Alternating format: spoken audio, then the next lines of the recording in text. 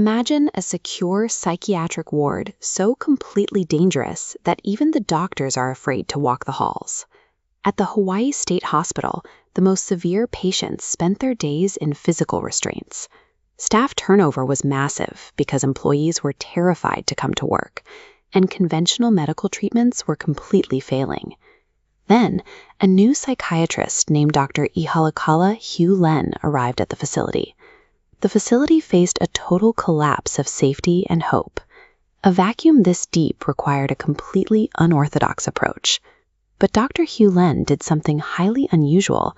He refused to meet with or examine a single patient in person. Instead, he simply sat in his office.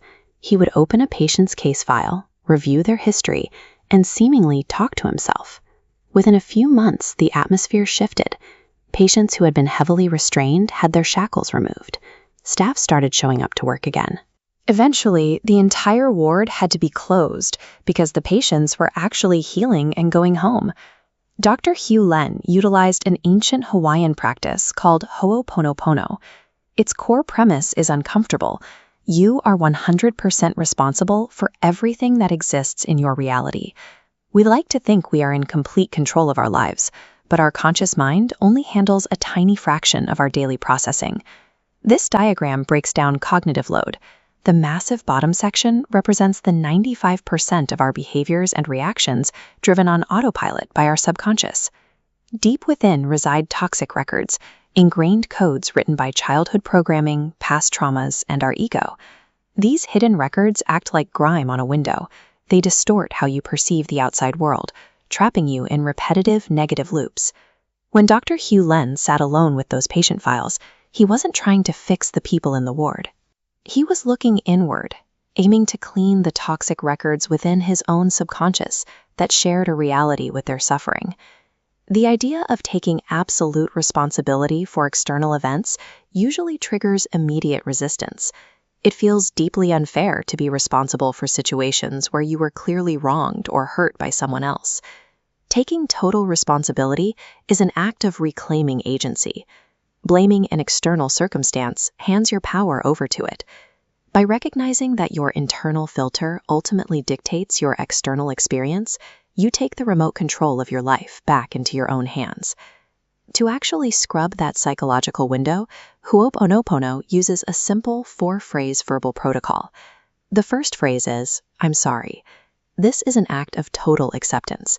You are acknowledging that an error exists in your programming, rather than hiding from it. Next is, "Please forgive me." This requires the dissolution of your ego. It takes humility to ask your deeper self for a clean slate. The third phrase is, "Thank you." Academic research at institutions like UC Berkeley has explored the neurological power of gratitude, showing how expressing thanks can shift brain chemistry by releasing dopamine and serotonin. Finally, "I love you." Love operates at a high emotional frequency, helping to neutralize deeply rooted fears and fostering total self-acceptance. Dr. Masaru Emoto documented how directing words of love or hate towards water resulted in different crystalline formations. His work suggests that if human consciousness can influence the structure of water, the impact on our own bodies, which are 70% water, is worth considering.